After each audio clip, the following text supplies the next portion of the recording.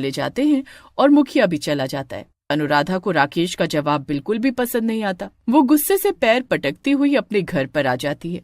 अनुराधा को गुस्से में देखकर उसकी माँ चमकी अनुराधा से कहती है, क्या हुआ अनुराधा, इतने गुस्से में क्यों हो? ये गांव के अनपढ़ जाहिल गवार लोग पता नहीं अपने आप को क्या समझते हैं।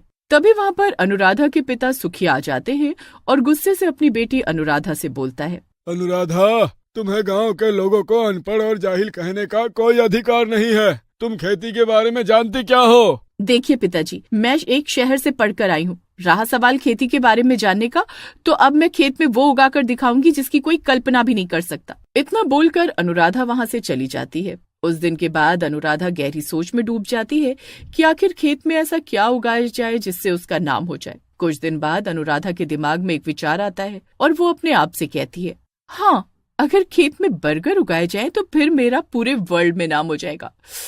प्रेस वाले मेरे घर पर आएंगे, मेरी फोटो खींचेंगे और मैं देखते ही देखते फेमस हो जाऊंगी। लेकिन इसके लिए मुझे सबसे पहले इंटरनेट पर सर्च करना होगा। अनुराधा उस दिन के बाद से इंटरनेट पर लैपटॉप के सामने दिन भर बैठी रहती। एक दिन अनुराधा अपने पिता सुखिया से कहती है, पिताजी, अब आप खेत पर नहीं जाएंगे, खेत में मैं जाऊंगी। अरे पागल हो गई हो क्या?